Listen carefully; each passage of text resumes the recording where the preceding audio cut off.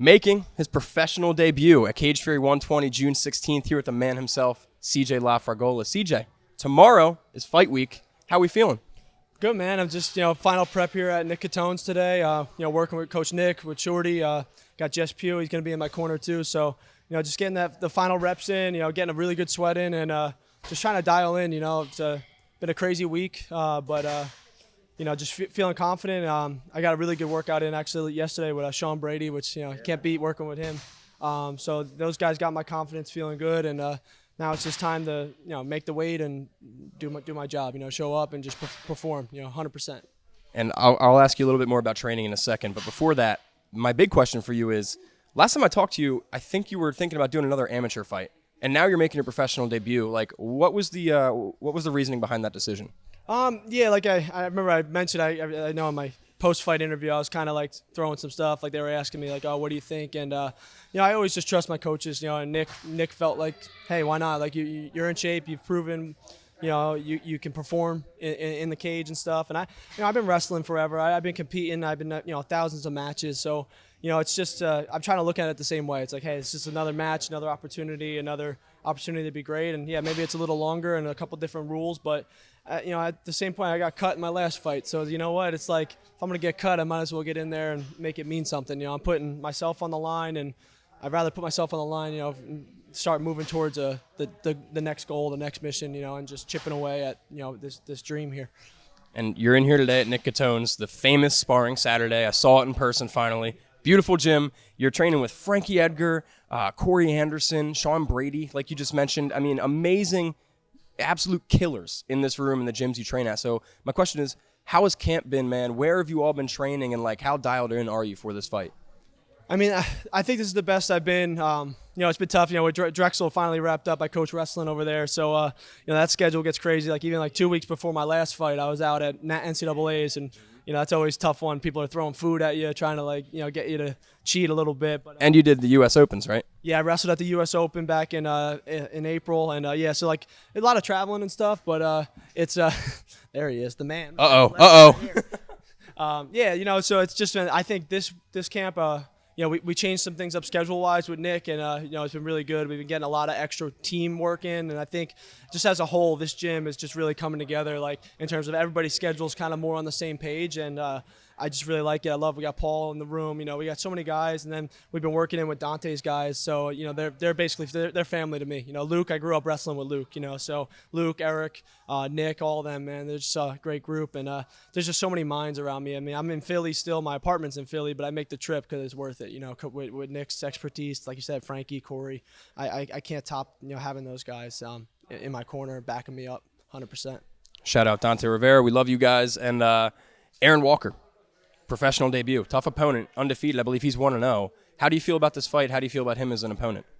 I always, I'm not a guy to talk smack or anything. I'm a guy to show respect to everybody. And like I said, he's shown, he's proven. He's had probably, I think, almost like eight amateur fights plus this pro fight. So, I'm going in there just like every fight. I'm going to go in there and just try to dictate the way I dictate, fight the way I fight. And, I know he's going to come in, he's going to give 100%, and it's just going to be, from start to finish, we're going to put on a show. It's that's always how I go in.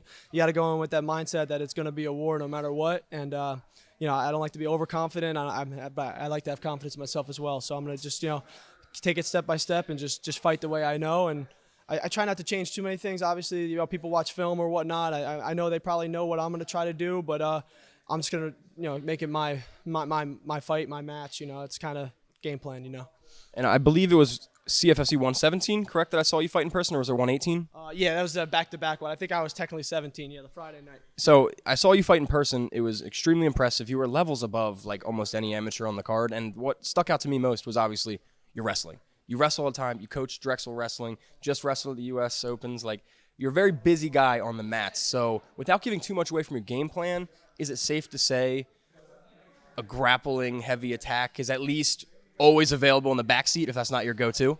Yeah, I mean, I'm not going to get away from my base. Like you said, it's like I grew up wrestling. I wrestled at Brown University. I took second in the state of New Jersey, so Atlantic City's home. I'm ready to fight. I've been training my whole life to wrestle and fight and compete at Atlantic City. So, you're not going to take that away. That's home base. But I think we've been doing a really good job of trying to blend some stuff. So, like I said, it's always growth, learning, and, adding to what we already have. That's kind of where I'm at, So I just keep developing. I mean, I joke with guys. In my last fight, I threw more punches than probably all the other amateur fights I've thrown in my other, ones before previously. So, like I said, it's just always about developing and just trying to add to that base, right? It's always a great base. You see these wrestlers. Like I initially got into this, through training with Colby Covington. So like me and Colby used to come up to Brown, and we mostly just wrestled. But it's like, hey, you look at that guy. That's a base right there where it's just, you build up and you learn some things, you add to that repertoire, and then you become a high level fighter. And that's why I'm in a great place. I got Corey, Nick, Frankie. That's where we come from, man. That's home. We're Jersey wrestling, most of us, and that's home base. Famous wrestling around this part of the world for sure. And what's next after this fight? Are you wanting to stay busy in 2023 after you get your first pro win? Yeah, man. I'm trying to, especially with the wrestling season. I just want to keep learning, keep growing.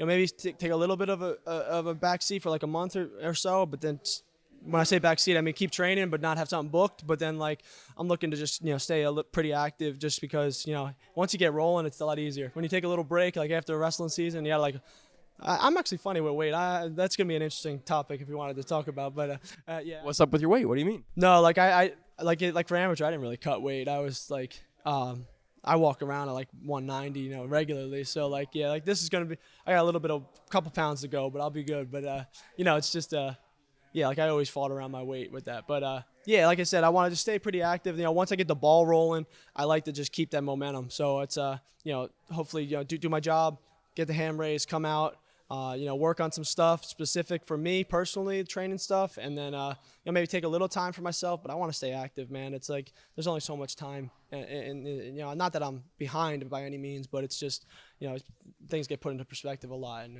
yeah. We're both 26 years old. That's the age where you're like, oh man, 27's next year. It starts to hit you a little bit. Exactly. And what are your ultimate goals in Cage Fury, and then also as a pro, because this is like the start to the biggest chapter of your career? Yeah. Yeah, I mean, this is step one. Number one, the goal is always get the ham raised. I know that sounds cliche, but I'm not a big guy to jump ahead of myself. But it's just keep growing. I just want to just keep developing, and then this has been a dream of mine since a little kid, just to be a pro athlete. I was talking to somebody the other day. I did 3 sports in college. I did football and baseball in my grad year. I played 3 sports my whole life. I always thought like, hey, football, maybe I'll be fine. I was a little short. Still had the good 40 time, but a little short.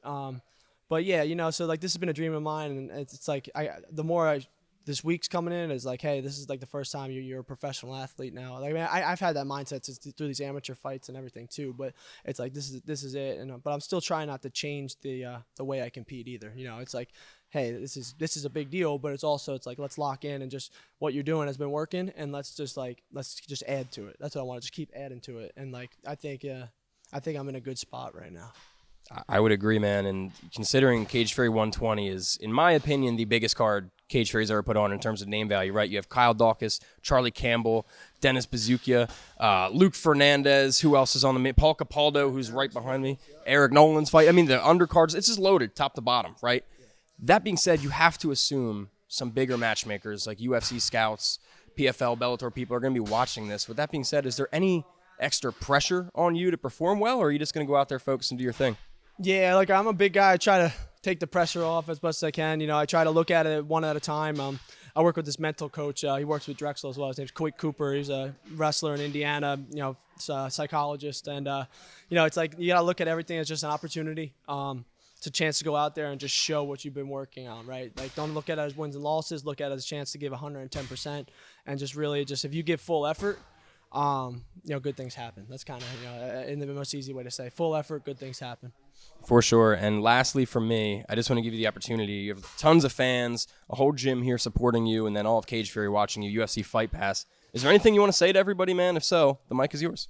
Yeah, man, I just want to, I appreciate all the support. I got a lot of sponsors. Matt Black Key is one of my biggest sponsors. They support me a lot. A lot of guys are on my shorts. I got a couple people like Mickey's Protocol. It's a bar in my town. He's a big supporter of mine. So, guys like that, I appreciate that. They help me with medicals and just get me to and from training, honestly. Without that, it'd be tough. Even with the coach and salary, it's still, a grind. And, Yeah, I feel like this fight I'm gonna be fighting for, a lot. It's been a tough week. We lost a good friend of ours, Sherry.